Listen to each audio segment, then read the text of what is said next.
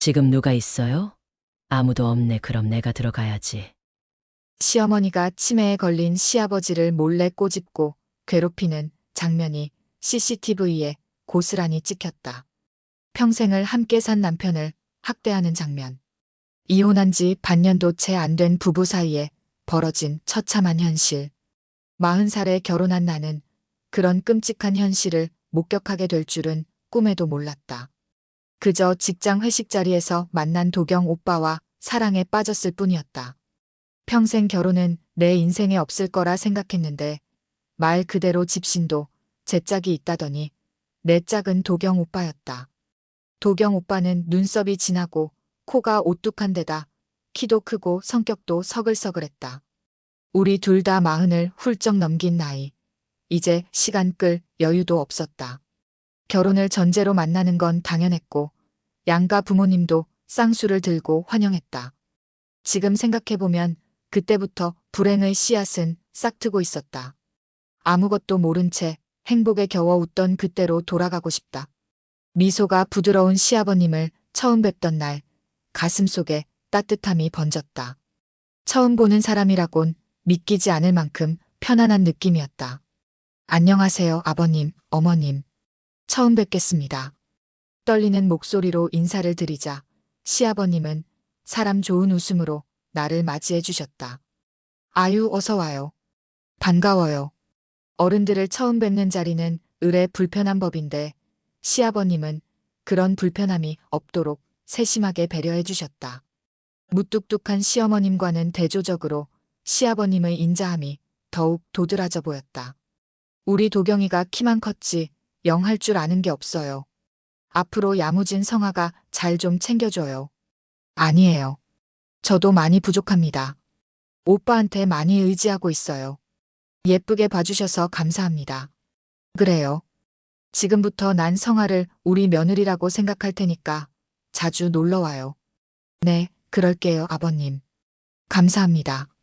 처음 만남부터 시아버님은 우리 며느리라 부르시며 나를 가족으로 받아들여 주셨다. 도경 오빠와 결혼 준비를 하면서 시댁에 자주 들르게 됐고 그때마다 시아버님은 활짝 웃으며 반겨주셨다. 시아버님이 이렇게 자상하시니 시어머님도 시간이 지나면 마음을 열지 않을까 기대했다. 사실 시어머님은 무뚝뚝하시긴 했지만 악의가 있어 보이진 않았다. 그저 남편처럼 표현이 풍부하지 않은 성격일 뿐이라고 생각했다. 양가 상견례 자리에서도 시아버님은 내 칭찬을 입에 달고 다니셨다. 오히려 우리 부모님이 민망해할 정도였으니까. 아이고, 따님을 너무 훌륭하게 키우셔서 제가 며느리로 데려가기 참 송구스럽습니다. 어쩜 이렇게 어여쁜 따님을 낳고 기르셨는지 존경스럽습니다. 시어머님은 결국 옆구리를 쿡 찔러 시아버님의 칭찬 세례를 멈추게 하셨다. 그때는 몰랐다. 그 작은 몸짓 속에 얼마나 깊은 앙금이 숨어 있는지. 푸른 하늘 아래 많은 이들의 축복 속에 우리는 결혼식을 올렸다. 도경 오빠의 손을 잡고 입장하는 순간 시아버님의 눈가에 맺힌 눈물이 반짝였다. 그분의 얼굴에서 기쁨과 자랑스러움이 넘쳐 흘렀다. 신혼집으로 돌아온 첫날 도경 오빠는 내 손을 꼭 잡았다. 성아야, 평생 행복하게 해줄게. 달콤한 신혼생활은 그렇게 시작됐다. 주말마다 시댁에 인사드리러 갈 때면 시아버님은 마당까지 나와 목을 빼고 기다리셨다. 아버님, 안녕하세요. 저희 왔어요. 아이고, 우리 성아 왔구나. 왜 이렇게 늦었어? 내가 너희 온다고 아침부터 얼마나 기다렸는지 몰라. 어머, 그러셨어요? 차가 너무 많이 막혀서 좀 늦었어요. 아버님 기다리시는 줄 알았으면 더 빨리 올 걸 그랬나 봐요. 아니야, 무사히 잘 왔으면 됐지.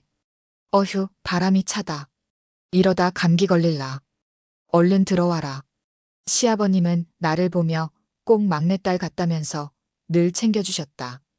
다른 사람들처럼 시집살이를 시키거나 모진 말을 하지도 않으셨다. 이만하면 정말 복받은 며느리였다. 그렇게 행복한 시간이 흘러갔다.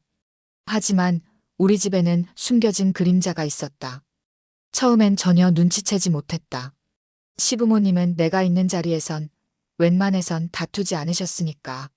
그날은 우리 부부와 시부모님이 함께 식사하는 자리였다. 평소와 다를 바 없던 저녁 식탁에서 시작된 작은 불씨가 순식간에 큰 불길로 번졌다. 김치 좀 손으로 집어먹지 말라고 몇 번이나 말해요. 애들 앞에서 지저분하게 왜 그러는 거예요? 시어머님의 날카로운 목소리에 나는 깜짝 놀랐다. 아이고, 김치는 이렇게 쭉쭉 찢어 먹어야 제 맛이라고. 아니, 그럼 김치 쪼가리 하나도 내 취향대로 못 먹어? 이 사람은 꼭 별거 아닌 일로 트집을 잡는다니까. 트집? 당신은 이게 트집으로 보여요? 사람이 기본 에티켓이 있어야지. 순간적으로 식탁은 전쟁터로 변했다. 놀란 내 손에서 젓가락이 떨어졌다. 눈앞에서 벌어진 시부모님의 다툼은 충격 그 자체였다. 도경 오빠가 급하게 중재에 나섰지만 이미 식사 분위기는 엉망이 됐다. 그날 밤 도경 오빠는 한숨을 쉬며 고백했다. 사실 부모님 사이가 예전부터 안 좋으셨어. 오늘 본 건 오히려 얌전한 편이야. 이 말에 나는 또 한 번 놀라고 말았다. 겉으로 보기엔 그저 평범한 부부 같았는데 그 아래엔 수십 년 묵은 상처와 갈등이 도사리고 있었던 것이다.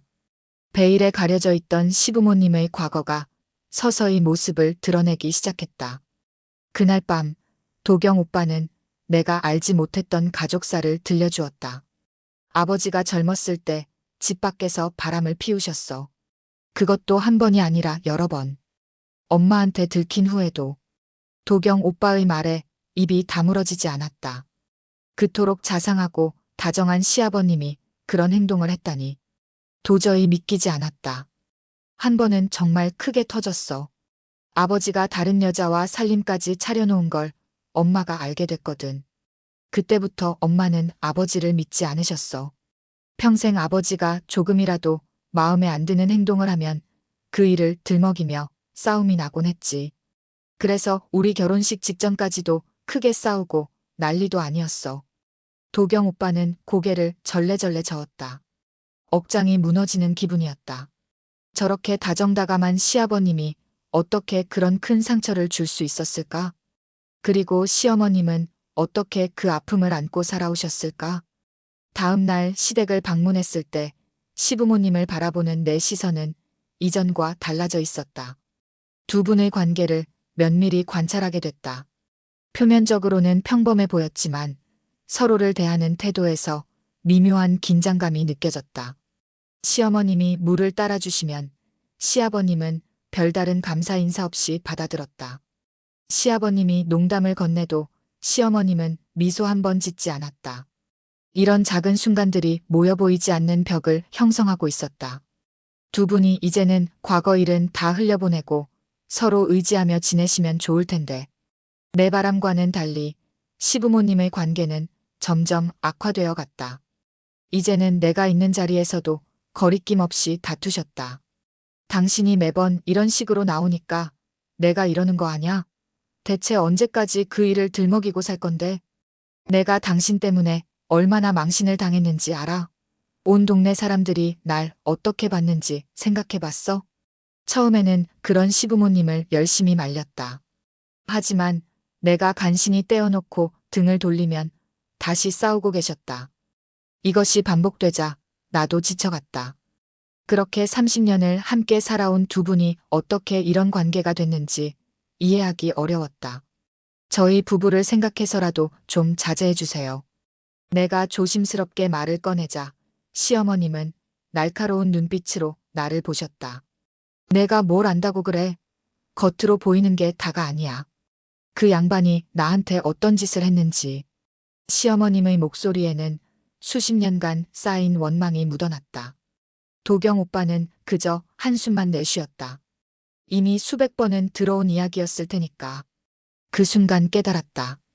사랑이 미움으로 변할 때 그 깊이는 사랑했던 만큼 깊어진다는 것을. 시어머님은 한때 시아버님을 깊이 사랑했을 테고 그래서 배신감도 그만큼 컸을 것이다. 그리고 시아버님은 자신의 과오를 진심으로 뉘우치지 않았거나 혹은 어떻게 해야 할지 몰랐던 걸까? 날이 갈수록 두 분 사이에 벌어진 균열은 더 깊어만 갔다. 그리고 그것은 우리 가족 전체를 뒤흔들 파국의 전조였다. 평소와 다를 것 없던 어느 날 시어머님으로부터 전화가 왔다. 중대 발표가 있다며 우리 부부를 불러 세웠다. 가슴이 철렁 내려앉았다. 도경 오빠와 나는 불안한 마음으로 시댁으로 향했다. 시댁 문을 열자마자 차가운 공기가 느껴졌다. 거실에는 시어머님만 앉아 계셨고 시아버님은 방에 계신 듯했다. 시어머님의 얼굴은 굳어 있었고 눈에는 결심한 듯한 빛이 서려 있었다. 앉아라. 우리가 자리에 앉자 시어머님은 목을 가다듬으셨다. 내가 솔직히 너희 두 사람 때문에 참고 있었다만 이제 며느리한테도 더 이상 숨길 것도 없는 이 마당에 참을 필요가 뭐가 있겠나 싶다. 그래서 이제 나랑 내 아버지랑 더 이상 살지 않기로 했다. 도경 오빠가 놀라 물었다. 그럼 이혼을 하시겠다는 말씀이세요? 그래. 이 나이 먹어서 무슨 이혼이라고 생각할지 모르겠지만 이제라도 갈라서지 않으면 내가 내 명에 못 살 것 같아서 그래. 시어머님은 이어서 쏟아내기 시작했다. 도경이 너도 알지. 내 아버지가 나한테 무슨 짓을 했는지. 그렇게 큰 죄를 지었으면 평생 사죄하면서 살아도 시원찮을 판에 저렇게 고개를 빳빳이 들고 있는 꼬락서니 좀 봐라. 내가 이래도 내 아버지랑 더 살아야겠냐? 놀란 도경 오빠가 한숨을 푹 쉬며 시아버님에게 물었다. 그럼 아버지도 동의하신 거예요? 진짜 엄마랑 이혼하실 거냐고요?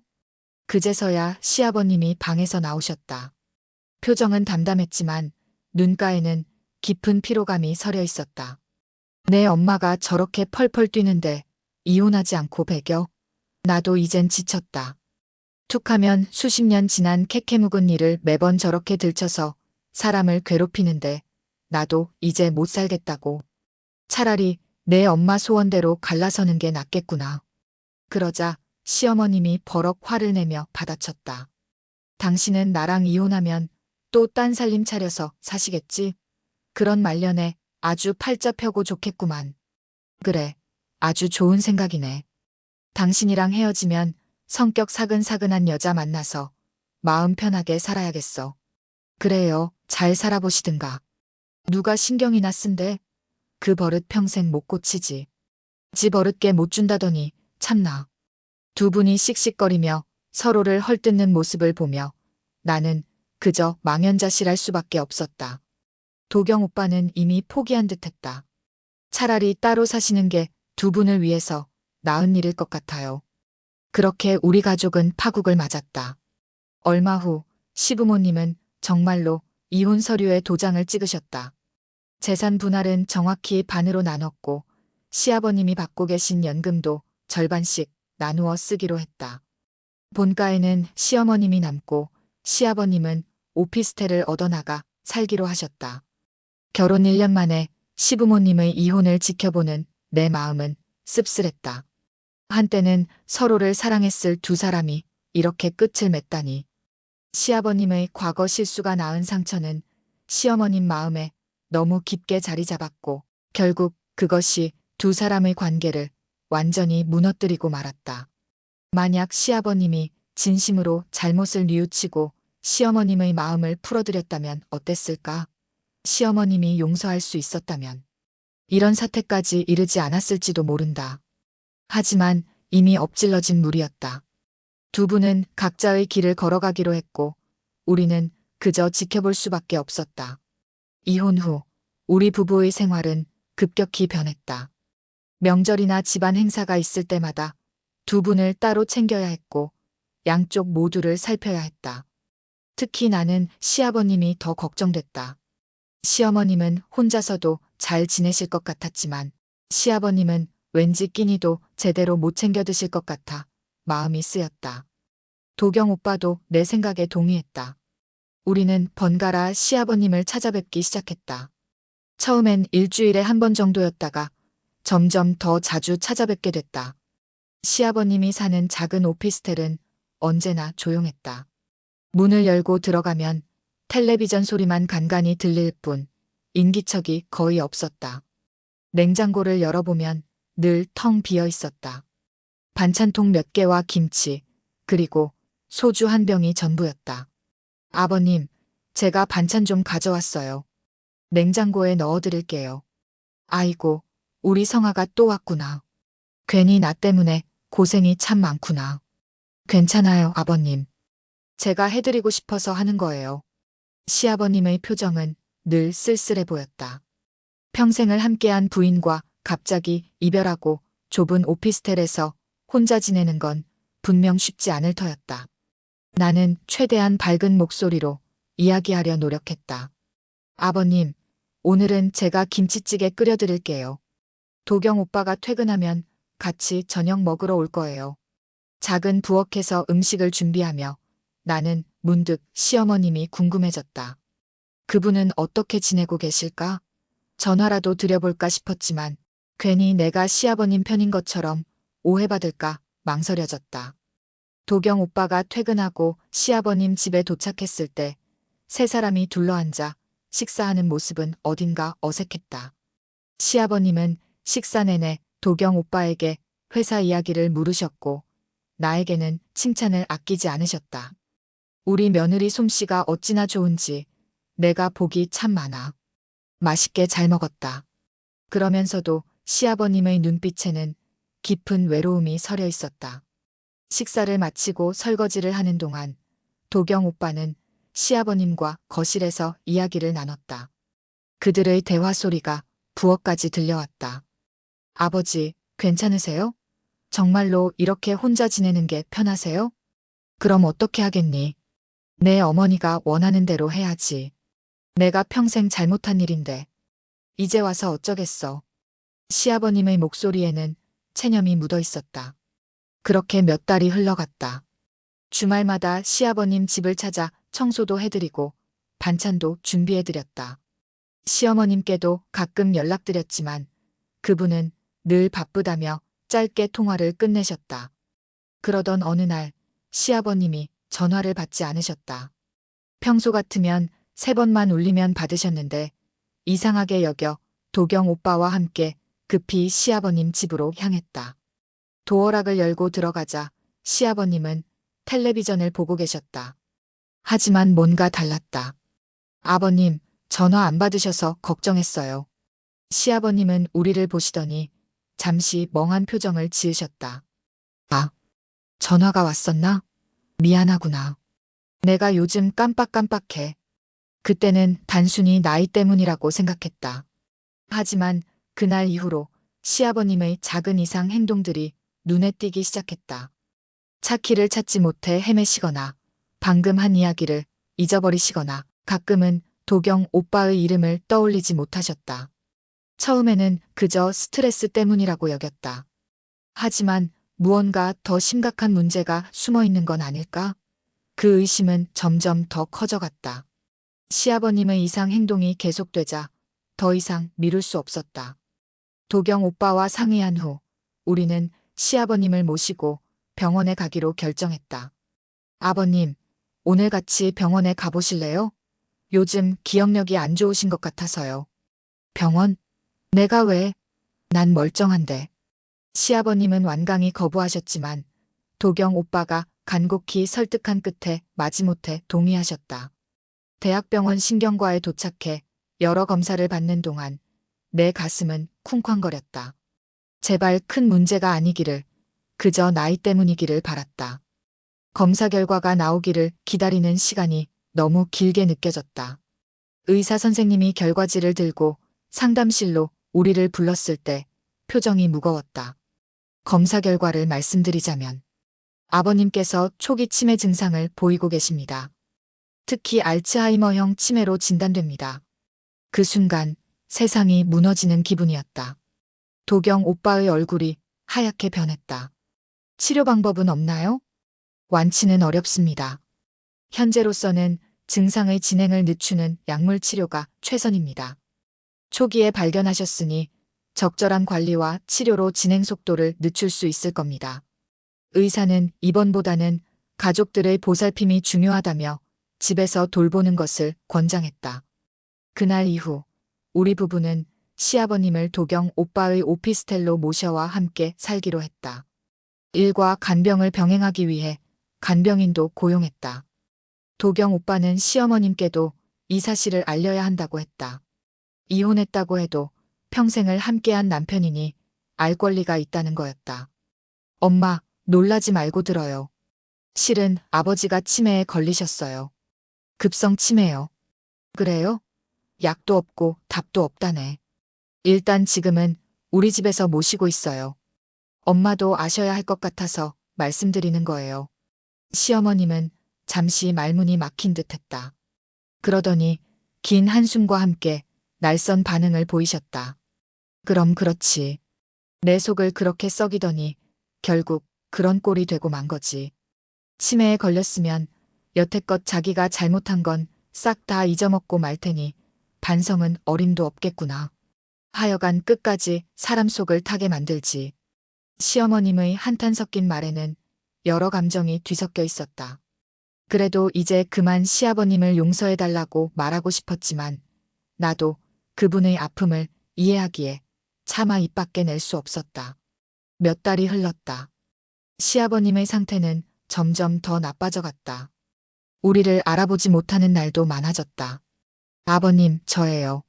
아버님 며느리 송성아. 알아보시겠어요? 예. 저한테 며느리가 있었어요? 아니, 우리 아들은 아직 고등학생이라 결혼을 하지 않았는데. 아가씨가 사람 잘못 찾아온 거 아니에요? 가슴이 찢어지는 듯한 아픔이 밀려왔다. 그토록 나를 예뻐해 주시던 시아버님이 나를 알아보지 못한다니. 눈물이 왈칵 쏟아질 것 같았지만 억지로 참았다. 그러던 어느 날 시아버님을 씻겨드리려고 할 때였다. 그분의 팔과 등에 보라색 멍자국이 선명하게 남아 있었다. 아버님, 이게 뭐예요? 어디 다치셨어요? 아가, 내가 부탁이 하나 있는데. 저 여자를 좀 바꿔줘. 제발 부탁이다. 저 여자요? 누구 말씀이세요? 어휴, 말도 마. 툭 하면 날 때리고 꼬집는데 여자가 힘은 또 얼마나 센지. 아파서 견딜 수가 없구나. 그 말에 화가 치밀었다. 즉시 간병인을 불러 따져 물었다. 이게 대체 무슨 일이에요? 왜 아버님 몸에 이런 멍이 들었죠? 하지만 간병인은 억울한 표정으로 고개를 저었다. 아니에요, 며느님. 제가 왜 아버님을 때려요? 저도 돈 받고 일하는 사람인데요. 정말 아니에요. 간병인의 말투에는 거짓이 없어 보였다. 혹시 시아버님이 스스로 다치신 건가 싶었지만 등에 난 상처는 자해로는 설명이 안 됐다. 혹시나 하는 마음에 거실에 감시 카메라를 설치했다. 몇 시간 후 초인종이 울렸다. 누구세요? 문을 열자 시어머님이 서 계셨다. 놀라운 방문이었다. 어머님, 이렇게 갑자기 오시다니. 아버님 보러 오신 거예요? 그래, 한번 보고 싶어서. 별일 있나? 시어머님은 덤덤하게 말씀하셨지만 어딘가 불안한 기색이 느껴졌다. 시아버님은 거실 소파에 앉아 계셨다. 시어머님을 보시자 잠시 멍한 표정을 지으셨다가 환하게 웃으셨다. 당신이 왔네. 오랜만이야. 두 분을 거실에 모셔놓고 차를 준비하러 부엌으로 갔다. 불현듯 감시 카메라가 생각났다. 노트북으로 확인해 보니 놀라운 장면이 펼쳐지고 있었다. 시어머님이 시아버님 옆에 앉아 다정하게 이야기하는 듯 했지만 카메라가 잡지 못하는 각도에서 시아버님의 등을 꼬집고 있었다. 시아버님은 고통스러운 표정을 짓다가도 금세 웃음을 되찾으셨다. 충격으로 인해 손에 들고 있던 찻잔을 떨어뜨렸다. 도경 오빠가 부엌으로 달려왔다. 성아야, 괜찮아? 노트북 화면을 가리키며 말을 잇지 못했다. 도경 오빠의 얼굴이 순식간에 굳어졌다. 이게 뭐야? 엄마가? 도경 오빠의 얼굴이 분노로 일그러졌다. 그는 주먹을 꽉 쥐고 거실로 향했다. 나는 급히 그의 팔을 붙잡았다. 잠깐만 오빠. 너무 감정적으로 대응하지 마. 우선 차분히 상황을 파악하자. 도경 오빠는 내 말에 잠시 멈칫했지만 눈빛은 여전히 불꽃처럼 타오르고 있었다. 우리는 다시 거실로 돌아갔다. 시어머님은 시아버님 옆에 앉아 애틋한 표정으로 대화를 나누고 계셨다. 겉으로는 그토록 다정해 보이는데 몰래 이런 짓을 한다니. 어머니, 잠깐 부엌에서 얘기 좀 할까요? 시어머님은 의아한 표정을 지으셨지만 말없이 일어나 부엌으로 향했다. 도경 오빠는 시아버님 옆에 앉아 대화를 이어갔고 나는 시어머님을 부엌으로 안내했다. 부엌에 들어서자마자 노트북 화면을 보여드렸다. 시어머님의 얼굴이 순간적으로 창백해졌다. 어머님, 이게 무슨 짓이에요? 왜 아버님을 괴롭히세요? 시어머님은 잠시 침묵하시더니 갑자기 눈물을 쏟기 시작했다. 어깨가 떨리고 주름진 손으로 얼굴을 가리셨다. 그 양반이 나한테 한 짓이 하도 억울해서 목소리가 떨렸다. 왜 그렇게라도 해야 억울한 마음이 좀 풀어질 것 같아서 그랬어. 허구한 날 화투장에 계집질이나 하고 돌아다니더니 결국엔 몰래 살림집을 차려서 그 여편네를 안방에다 앉혀놨잖아. 그런데 내가 눈이 안 뒤집어지고 배겨. 목소리가 높아졌다. 평생을 반성하고 살 줄 알았더니 치매라는 핑계로 얼굴도 못 알아볼 정도로 머릿속을 싹 다 비워버리고 마음 편하게 사는데 얼마나 화가 나던지. 그래서 그랬다. 미운 마음에 주먹으로 때리기도 했고 꼬집기도 했어. 그래도 내 아버지는 바보천치가 돼서는 아프다 소리를 한마디도 못하더구나. 아휴 미련한 양반. 시어머님의 눈물 속에는 수십 년간의 분노와 상처, 그리고 복잡한 감정들이 섞여 있었다. 그 감정의 무게를 이해할 수 있었지만 이런 방식으로 풀어내는 건 용납할 수 없었다. 어머님, 아무리 그래도 이건 아니에요. 어떻게 정신도 온전치 못한 아버님한테 그러실 수 있어요? 아버님은 지금 병을 앓고 계세요. 내가 평생 한을 풀지 못했는데 그 정도가 뭐가 대수야. 사실 성의 같아선 머리채라도 죄다 뜯어버리고 싶더라. 시어머님의 목소리가 점점 더 커졌다. 도경 오빠가 부엌으로 들어왔다. 엄마, 지금 뭐 하시는 거예요? 정말 이해가 안 돼요. 아버지가 치매에 걸려 고통받고 계신데 어떻게 그런 짓을 하실 수 있어요? 시어머님은 바닥에 주저앉아 통곡하기 시작했다. 그 모습을 보니 마음이 복잡해졌다. 화가 나면서도 한편으론 평생 속았다는 상처를 안고 살아온 시어머님이 불쌍하기도 했다. 도경 오빠가 시어머님의 팔을 잡아 일으켰다. 엄마, 이제 그만해요. 더 이상 아버지를 괴롭히지 마세요. 이혼하셨잖아요. 이제 각자의 삶을 살아야죠. 내 아버지가 나한테 준 상처는 이혼장 한 장으로 지워지지 않아. 너는 모른다, 아들이니까. 시어머님의 절규에 도경 오빠도 말문이 막혔다. 그때 거실에서 시아버님의 목소리가 들렸다. 괜찮다, 도경아. 내 어머니 말이 맞아. 우리 모두 깜짝 놀라 거실로 향했다. 시아버님이 흔들리는 걸음으로 부엌 쪽으로 오고 계셨다. 오늘따라 유독 정신이 맑아 보이셨다. 당신이 화가 나는 건 당연해. 내가 당신한테 정말 못된 짓을 많이 했으니까. 시아버님의 목소리는 나지막했지만 또렷했다. 마치 오랫동안 하고 싶었던 말을 겨우 꺼내는 것 같았다. 미안해. 정말 미안해. 내가 당신을 많이 아프게 했지. 그 아픔이 얼마나 컸을지 이제야 조금 알 것 같아. 시어머님은 놀란 표정으로 시아버님을 바라보셨다. 시아버님은 한 걸음 한 걸음 시어머님에게 다가갔다. 당신이 나를 찾아와 몰래 괴롭히는 걸 난 알고 있었어. 처음엔 누가 나를 때리고 꼬집는지 몰랐지만 점점 기억이 났어. 당신 손길이란 걸 기억해냈지. 평생 함께한 손길이니까. 시아버님의 눈에 눈물이 고였다. 그래도 난 괜찮았어. 내가 당신한테 준 상처보다 훨씬 작은 벌이라고 생각했으니까.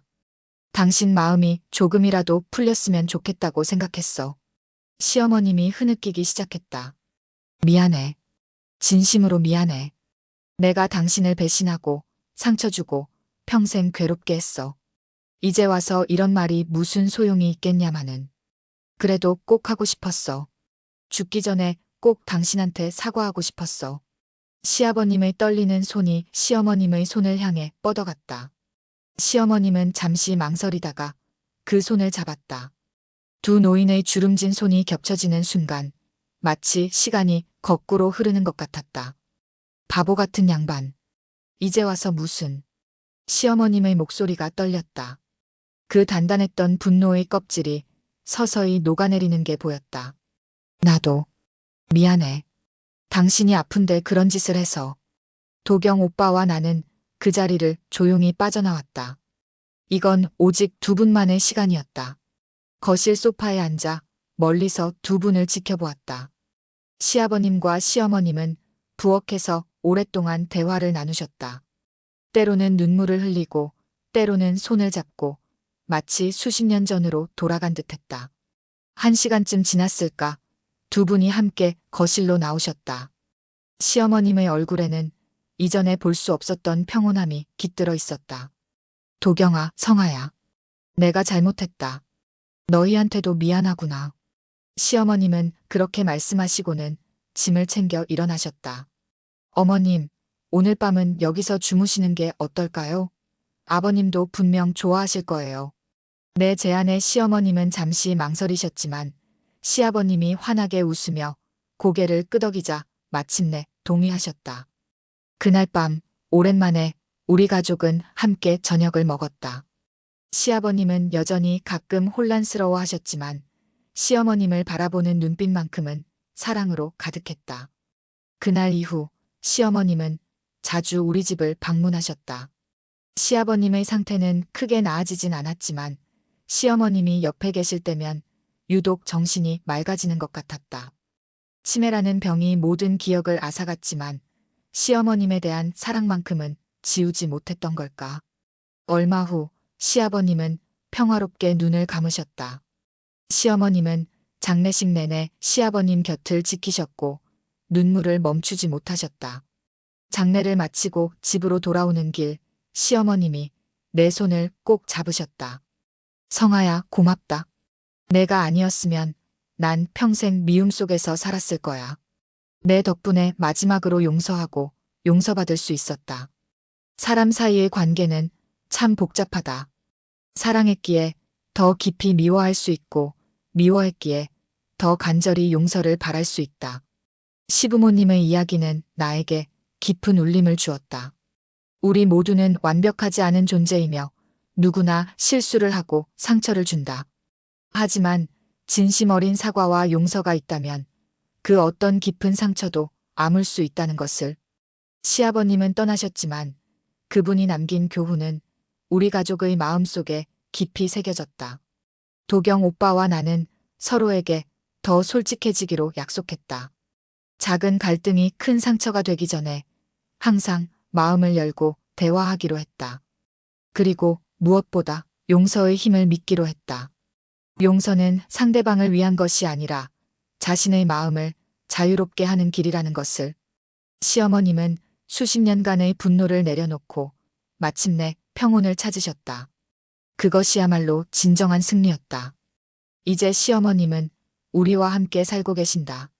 가끔은 시아버님 사진을 보며 눈시울을 붉히시지만 그 눈빛에는 미움보다는 그리움이 더 크다. 시간이 지날수록 좋았던 기억들이 더 선명해지는 걸까? 시어머님의 입가에 잔잔한 미소가 머무는 걸 보면 그런 것 같다. 인생은 짧다. 미움과 분노 속에 살기엔 너무 짧다. 시아버님의 마지막 가르침은 바로 그것이었다. 오늘의 이야기는 여기까지입니다. 여러분의 구독과 좋아요는 영상 제작에 큰 힘이 됩니다. 구독과 좋아요 부탁드립니다.